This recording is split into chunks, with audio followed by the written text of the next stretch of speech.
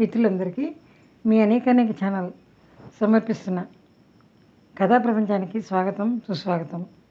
మిత్రులారా, ఈనాటి కథా ప్రపంచంలో ప్రఖ్యాత కన్నడ రచయిత అండ్ డిసోజ గారి మంచి కథ ఒకటి చూద్దాం. ముందుగా అండ్ డిసోజ గారి పరిచయం. సాగర్లో శివమొగ్గ జిల్లాలో 1937లో జన్మించారు రచయిత అండ్ డిసోజ. వీరు శివమొగ్గలోనే చదువుకున్నారు. పబ్లిక్ వర్క్స్ డిపార్ట్మెంట్లో టైపిస్ట్గా పనిచేశారు. డిసోజ గారు జీవితకాలంలో 60 సంవత్సరాలు సాహితీ సేవలోనే గడిపారు. తన చుట్టూ ఉన్న ప్రపంచాన్ని కథలు నవలలు మలిచేవారు ఆయన. నవలలు, చిన్న కథలు, బాల సాహిత్యం, నాటికలు ఎన్నో వెలువరించారు. 40 నవలలు రాశారు. నోర్బర్ట్ డిసోజ అండ్ డిసోజగా వీరు ప్రసిద్ధులు. మొత్తంగా 94 పుస్తకాలు ప్రచురించారు. కర్ణాటక సాహిత్య అకాడమీ అవార్డు, కర్ణాటక రచయితోత్సవ అవార్డు, గౌరవ డాక్టరేట్ పురస్కారం, పంపా అవార్డు, కర్ణాటక సాహిత్య అకాడమీ అవార్డు మొదలగు ఎన్నో పురస్కారాలు వీరు గ్రహించారు. కర్ణాటక సాహిత్య అకాడమీ మొదలుగా గల అనేక ప్రఖ్యాత సాహితీ సంస్థలకు వివిధ స్థాయిల్లో వీరు తమ సేవలు అందించారు. మిత్రులారా, ఇక ఇప్పుడు చూద్దామా అండ్ డిసోజ గారి కథానిక శ్రేయోభిలాషులు. బొంబాయి నుండి కొడుకు కోడలు వచ్చారన్న ఆనందం 4 రోజుల్లోనే ఆందోళనగా పరిణమించింది. అక్కడి నుండి కొడుకు తన కోసం కొత్త బట్టలు పట్టుకొచ్చాడు. ఇక్కడున్న తమ్ముడు కోసం, అతడి భార్య పిల్లల కోసం బోలెడన్ని ప్యాంట్లు, షర్ట్లు, చీరలు తెచ్చాడు. పిల్లలకి స్వీట్లు, ఆట వస్తువులు తెచ్చాడు. మీ ఆరోగ్యం ఎలా ఉంది అని కనుక్కున్నాడు. కోడలు గేటు దాటి వస్తూ ఉండగానే చేతులు జోడించి నమస్కరించి ఆశీస్సులు కోరింది. 100 రూపాయల నోటు ఒకటి తీసి చిన్నాడి చేతికిచ్చి, మంచి మాంసం దొరుకుతుంది కదా ఇక్కడ, రోజు 1 కేజీ తెప్పించు, మీ వదిన వండుతుంది అన్నాడు. అతడు ఇటు వచ్చి 8 సంవత్సరాలు అయింది. చిన్నాడు కొబ్బరి చెట్టు మీద నుంచి పడి కాలు విరక్కొట్టుకున్నప్పుడు కూడా రాలేదు అతడు. కానీ అప్పుడు ఈ సంగతి తెలుపుతూ రాసిన ఉత్తరానికి జవాబుగా 50 రూపాయలు పంపాడు. బొంబాయిలో బతకడం చాలా కష్టంగా ఉంటుంది అని మనీ ఆర్డర్ ఫారం మీద కింద కూపంలో రాశాడు అతడు. ఆ సంగతి అందరికీ తెలిసిందే. కానీ అది అక్కడున్న పేదవారికి మాత్రమే, ఇతడికి కాదని కూడా తెలుసు. ఆయిల్ కంపెనీలో మేనేజర్గా ఉంటున్న అతడికి నెలకి 5,000కి పైగా జీతం వస్తుందని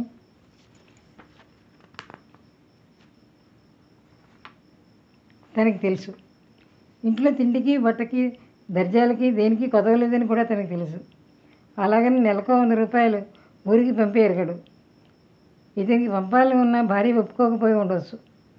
ఇక్కడ ఎలాగో చిన్నాడి సంసారం జరిగిపోతుంది. అందుకని తను కూడా ఊరుకున్నాడు. ఈ ఇంటి చుట్టూరా తలెత్తి నుంచున్న 50 కొబ్బరి చెట్లను తనే పెంచాడు. ఈ కొడుకు సంసారానికి ఇంత చాలన్న తృప్తి ఉంది తనకి. తాను ఇంకా ఎక్కువ రోజులు బతకడు. తర్వాత ఉండేది చిన్న కొడుకు, కోడలు, వాళ్ళ పిల్లలును. చిన్నాడు కొంచెం అమాయకుడు, సాధు స్వభావం కలవాడు, తెగింపు లేదు, బతక నేర్చినవాడు కాదు. అదే తనకి బెంగ.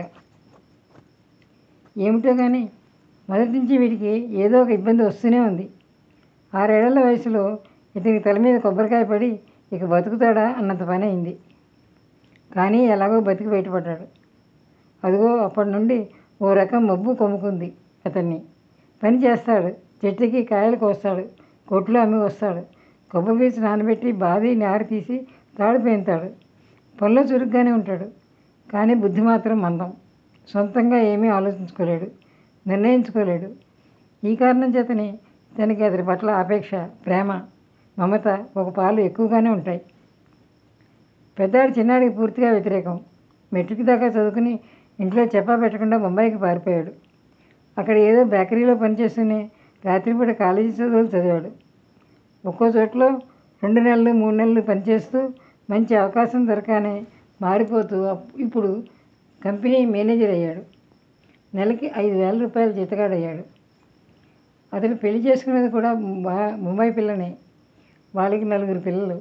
అందరూ బాగా చదువుకుని ఉద్యోగాల్లో చేరే దశకు వచ్చారు. చిన్నాడి పిల్లలంతా ఇంకా చిన్నవాళ్ళే, ఎవరూ చదువుకోవటం లేదు. అందులో పెద్ద పిల్లలిద్దరూ బడికి వెళ్లకుండా పుట్టినే కాలం గడుపుతున్నారు. తమ్ముడి కోసం ఏదైనా చేయాలన్న ధ్యాసే లేదు అన్నకి. ఈ మారు మొదటిసారిగా తమ్ముడికి అతడి భార్య పిల్లలకి కొత్త బట్టలు పట్టుకొచ్చాడు. దేవుడు మంచి బుద్ధి ఇచ్చాడేమో. ఇప్పుడు కొడుకు కోడలు వచ్చి 2 రోజులైంది. ఇంట్లో కాస్త పాతపడ్డారు. కొడుకు తన్ని చిన్నాడిని ఓ రకంగా ఆక్షేపించసాగాడు. ఏమిటి డాడీ, ఇల్లు తోట ఇలా ఉంచుకున్నారే? కొబ్బరి చెట్లన్నీ వాడిపోయాయి. కొత్తగా కొబ్బరి మొక్కలని నాటనే లేదు. దీన్ని ఎవరన్నా ఇల్లు అనగలరా? అసలు లక్షణంగా ఇల్లు కట్టించుకోకూడదు. ఈ తోట ఈ ఇల్లు బొంబాయిలో ఉన్నట్టయితే నా బంగారం పండించేవారు. మీరెందుకు పనికిరారు అని మొదలుపెట్టాడు. పగలంతా ఇదే పాట. కొబ్బరి బొండాన్ని తాగుతూ, ఫ్రైడ్ ఎగ్తో చపాతీ తింటూ, స్నానానికి వెళుతూ 10 మార్లు ఇదే మాట. కోడి ముడుసుల్ని నవ్వుతూ మళ్ళీ అన్నాడు. రాత్రి పడుకునేటప్పుడు గొణిగాడు. తనేమీ బదులు పలకలేదు. చిన్నాడికైతే అన్నయ్య అంటున్నది ఏమిటో కూడా అర్థం కాలేదు. అతడి సంగతి అలా ఉంటే కోడలు మరో రకం రాగం తీస్తోంది.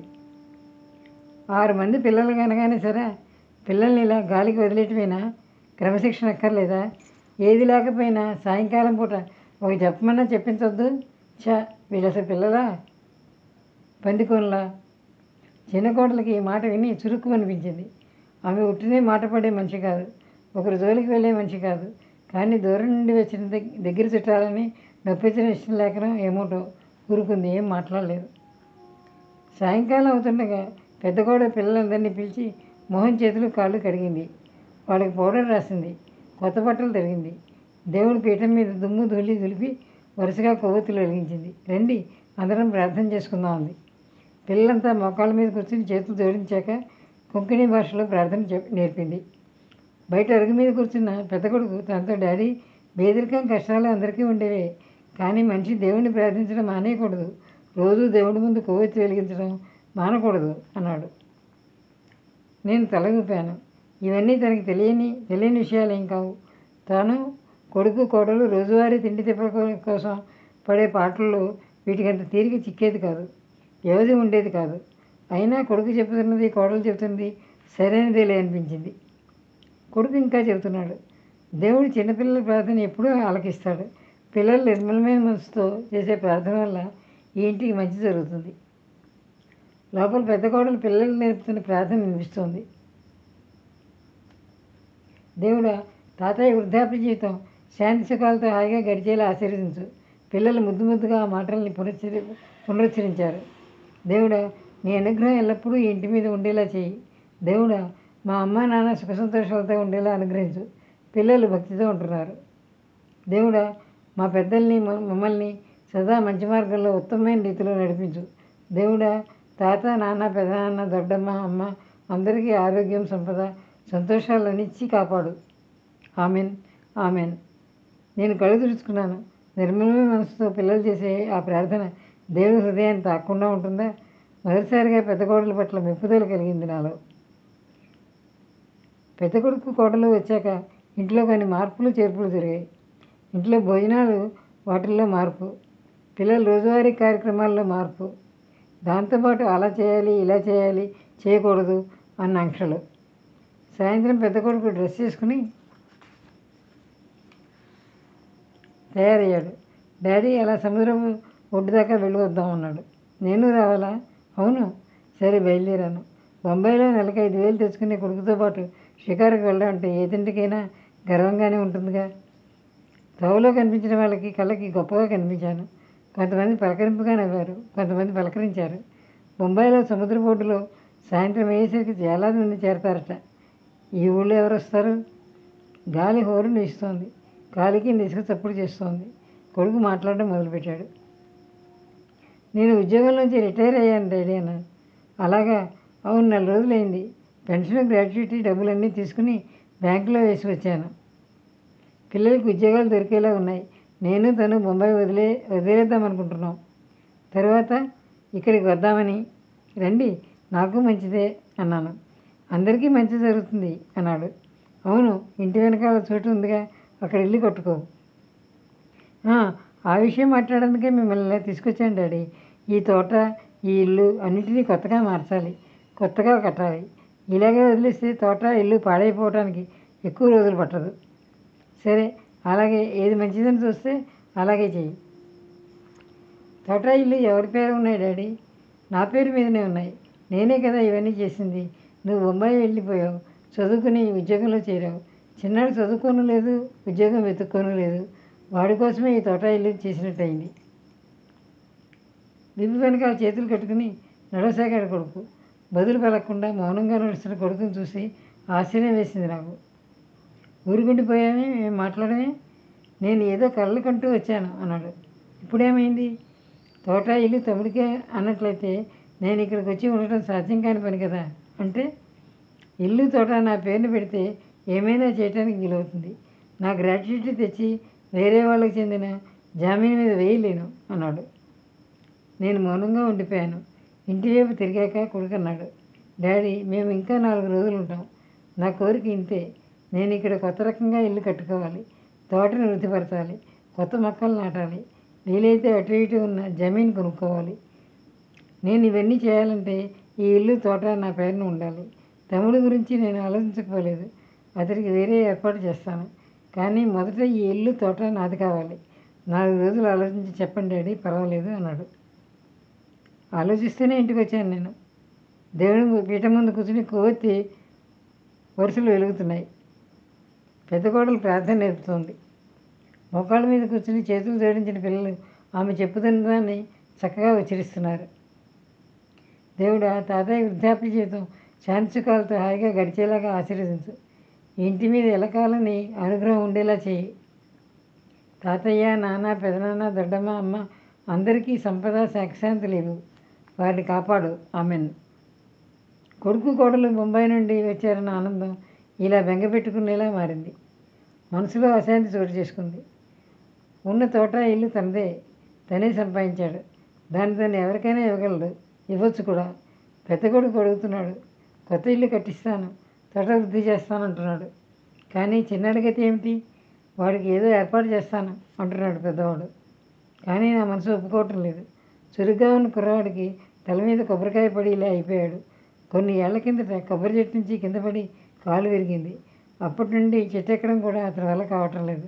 అయినా ఈ తోట ఈ కుటుంబ పోషణకు చాలు. అతని భార్య కష్టపడి పనిచేస్తుంది. చదువు సంధ్య నాగరికత తెలియని పిల్లైనా కష్టజీవి. అన్ని విషయాల్లోనూ మొగుడికి సరైన సలహా ఇస్తూ అతడి సాధు స్వభావం దుర్వినియోగం కాకుండా చూస్తోంది. చిన్నపిల్లలు కూడా అప్పటికే తోటపైన అలవాటు పడ్డారు. లోగిట్లో కూర్చుని ఈ పిల్లలు కొబ్బరాకులతో చేపలటం నేర్చుకున్నారు. పెద్ద పిల్లాడు కొబ్బరికాయలు దింపాలంటే కాళ్ళకి తాడుతో ముడి వేసుకుని చెట్టు ఎక్కుతాడు. ఇంకోటి కొంచెం దూరంలో ఉన్న గానుకు వెళ్ళి నూనె ఆడించుకొస్తాడు. నిజమే, పిల్లలు నాజుగ్గా ఉండరు, గోచి పెట్టుకు తిరుగుతాడు. ఈ ఊళ్ళో అందరూ అంతే, ఎవరు దీని గురించి పెద్దగా పట్టించుకోరు. బొంబాయి పట్టణానికి ఇక్కడికి తేడా ఉండకూడదు అనుకుంటే ఎలా ఉంటుంది? అక్కడికి తగ్గట్టు అక్కడ వాళ్ళు బతుకుతున్నారు. కోడలు మాటిమాటికి ఈ తేడాన్ని ఎత్తి చూపిస్తూ ఎగతాళి చేయటం తనకు నచ్చదు. కొడుకు నేను అలా చేసేవాడిని, ఇలా చేసేవాడిని అంటున్నాడు. తర్వాత నాకు అనిపించిన దాన్ని చేయటానికి ఇక్కడికి వచ్చాను అనొచ్చు, చేయొచ్చు కూడా. చేతిలో డబ్బు ఉంది, చదువు ఉంది, తెలివితేటలు ఉన్నాయి. అక్కడ బంగారం పండించవచ్చు.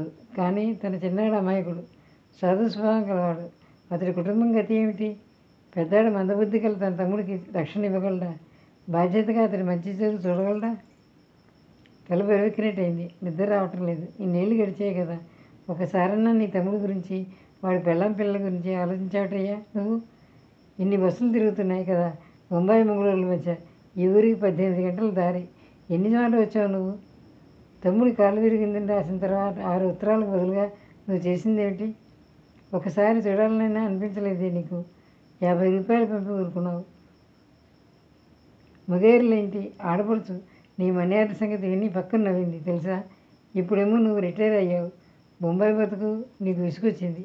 పల్లెకి వచ్చి ఇల్లు వాకిలి చేసుకుందాం అనుకుంటున్నావు. అందుకే డాడీ, తమ్ముడు, తోట, ఇల్లు అనుకుంటూ వచ్చావు. బట్టలు తెచ్చావు, ఆట వస్తువులు తెచ్చావు, స్వీట్లు తెచ్చావు. డాడీ డాడీ అంటున్నావు. సముద్రం బొట్టుకి వెళ్దాం రమ్మంటున్నావు. మా ఊళ్ళో సముద్రం బొట్టుకి ఎందుకు పెడతారో తెలుసా నీకు? నీ మనసులో ఏ చెడు ఆలోచన ఉందో చెప్పు చూద్దాం. తమ్ముడికి అతడి కుటుంబానికి ఏదో ఏర్పాటు చేద్దామన్నావు. ఏమిటిది? నువ్వు పారిపోయింది వాడివయ్యా. మీ అమ్మ నీ కోసం ఏడ్చి ప్రాణాలు వదిలింది. నువ్వు పారిపోయినందువల్ల నీకు మంచి జరిగింది. కానీ మాకేం చేశావు?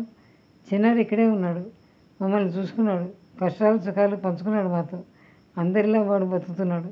ఇంగ్లీష్ రాకపోవచ్చు, షోక్గా మాట్లాడలేకపోవచ్చు, అయినా మర్యాదగా బతుకుతున్నాడు.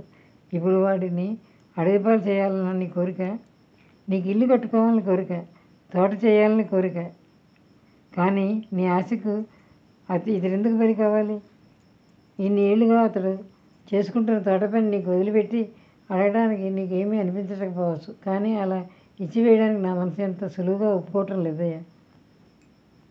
రాత్రంతా ఈ ఆలోచనలతో నాకు నిద్ర పట్టనే లేదు. అటు ఇటు దొర్లుతూనే ఉన్నాను. తెల్లారేసరికి చిన్నాడు తోట కసలో ఉన్న నూతి నుండి నీళ్ళని కొబ్బరి చెట్టు పాదులకు పోస్తున్నాడు. ఏతం చప్పుడు చేస్తూ పైకి ఏరుతూ కిందకి దిగుతోంది. పెద్దాడు కోడలు ముంగిట్లో నుంచున్నారు. కోళ్ళ గూడు మీద పడుకున్నా నేను మెలకుగా ఉన్న పైకి లేక ముసుగు తన్ని అలాగే పడుకున్నాను. ఈ అముదపు చెట్టు కొట్టేస్తే ఇల్లు కాస్త పెద్దగా కట్టుకోవచ్చు. వెనకాల ఉన్న పనస చెట్టు కొట్టేస్తే ఒక ఇంత ఫర్నిచర్ చేసుకోవచ్చు. ఆ కొబ్బరి చెట్టు చూసారా, ఎండిపోతుంది. అది మా అమ్మకి పెళ్ళిలో వాళ్ళ తండ్రి ఇచ్చిందట. ఎందుకో ఎండిపోతుంది. దాన్ని తీయించి కొత్తది వేయించాలి. అంటే హాల్ పెద్దదిగా విశాలంగా వస్తుంది. ఈ కోళ్ళ కూడా తీయించేద్దాం, చీదరగా ఉంది. తను దగ్గుతూ పైకి లేచాడు. కొడుకు కోళ్ళు గుడ్ మార్నింగ్ డాడీ అన్నారు. అన్నాడు తను. ఇవన్నీ ఈ ఊళ్ళో ఎవరికీ లేని అలవాట్లు. చిన్నాడు కొబ్బరికాయలు కోవటానికి కూర్చున్నాడు. ఎండిన కొబ్బరికాయని 2 మార్లు పలుగు మీద బాది ఒలిచి పడేస్తున్నాడు. చిన్న కోడలు మురికి గుడ్డల్ని బుట్టలో వేసుకుని ఇంటి వెనకాల ఉన్న వాగులో ఉతుకు రావడానికి వెళ్ళింది. పెద్దాడు కోడలు ముంగిట్లో కూర్చున్నారు. తాను ఆకుకి సున్నం రాస్తుంటే పెద్దాడు తన వైపు తిరిగి అన్నాడు, డాడీ ఏం నిర్ణయించారు? వెనకాల బోలెడు చోటుంది. నువ్వు అక్కడ ఇల్లు కట్టుకోవచ్చు. కానీ ఈ ఇల్లు తోట నీ పేరుని పెట్టలేను. దీన్ని తమ్ముడు కోసమే వేశాను నేను. ఈ చెట్లన్నీ పెంచింది వాడే. డాడీ, నేను మీ కొడుకును. ఆ సంగతి నాకు గుర్తుందయ్యా. కానీ నువ్వు మాత్రం ఇప్పుడే గుర్తు చేసుకుని వచ్చినట్టుంది కదూ. డాడీ, నువ్వు ఈ ఊరికి రా, నాకు సంతోషమే. చాలా డబ్బు ఉందనుకుంటే మంచి తోట చూసి ఇప్పిస్తాను. కొనుక్కో, ఇల్లు కట్టుకో, తోట చేసుకో. కానీ ఈ తోట ఇల్లు మాత్రం నీ పేరుని పెట్టలేను అనేశాను. కానీ మీరు దీన్ని పాడు చేశారు. తోట పాడుపడింది అన్నాడు. నాకు అలా అనిపించట్లేదురా. మా ఇరుగు పొరుగు వాళ్ళు ఎలా తోట ఇల్లు చేసుకున్నారో మేము అలాగే చేసుకున్నాం. సరే డాడీ, నా మనసులో నేను వేరే ఏదో అనుకున్నాను. నేను ఇక సంభాషణ పొడిగించలేదు. భార్యాభర్తలు ఇద్దరు బజారుకు వెళ్ళి వచ్చారు. పిల్లలు తమంతట తామే మొహాలు చేతులు కాళ్ళు కడుక్కుని దేవుడి పీఠ ముందు కొవ్వొత్తులు వెలిగించి మోకాళ్ళ మీద కూర్చుని చేతులు జోడించి దొడ్డమ్మ కోసం ఎదురు చూస్తున్నారు.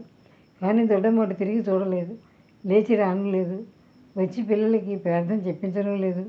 పిల్లలు తాతయ్య వృద్ధాప్యపు జీవితం శాంతిగా నడవాలని, ఇంటి మీద దేవుడి అనుగ్రహం ఉండాలని, తల్లిదండ్రి సుఖంగా ఉండాలని దేవుడిని కోరుకోని లేదు. నేనే లేచి వెళ్ళాను, శిలువ వందనం చేశాను. పరలోక ప్రార్థన చెప్పండి పిల్లలు అన్నాను. వాళ్ళతో పాటు నేను గొంతు కలిపాను. పరలోకమందున్న మా తండ్రి, మీ నామం వచ్చుకాక, మీ రాజ్యం భూమి యందు విస్తరించుకాక, మీ వాక్యము పరలోకమందు జరుగుతున్నట్లు భూమి యందును జరుగుకాక. మీ అనుదిన ఆహారమును నేను మీకు దయచేయము. నేడు మాకు దయచేయము. పొరుగువారి పాపములను మేము క్షమించినట్లు మా పాపములను నీవు క్షమించు. ఆమేన్. బొంబాయి నుంచి వచ్చిన కొడుకు కోడలు 4 రోజుల నుండి వెళ్ళిపోయారు. వచ్చేటప్పుడు వాళ్ళలో ఉన్న ఉత్సాహం, ఆసక్తి వెళ్ళేటప్పుడు వాళ్ళ మాటల్లో లేవు. ముఖ్యంగా వాళ్ళు తనని, చిన్నాడిని, కోడల్ని, పిల్లల్ని సరిగ్గా పలకరించకుండా మొహాలు ముడుచుకుని బొంబాయి బస్ ఎక్కారు. మిత్రులారా, విన్నారు కదా, ఇదండి అండ్ డిసోజీ గారి కన్నడ కథ శ్రేయోభిలాషులు. ఈ కథ మీకు నచ్చిందని భావిస్తున్నాను. మరిన్ని మంచి రచనలు మీతో పంచుకోవాలనుకుంటున్నాను. మిత్రులారా, అనేక ఛానల్ సబ్స్క్రైబ్ చేయండి, ఛానల్ని ప్రోత్సహించండి. నమస్తే, సెలవు.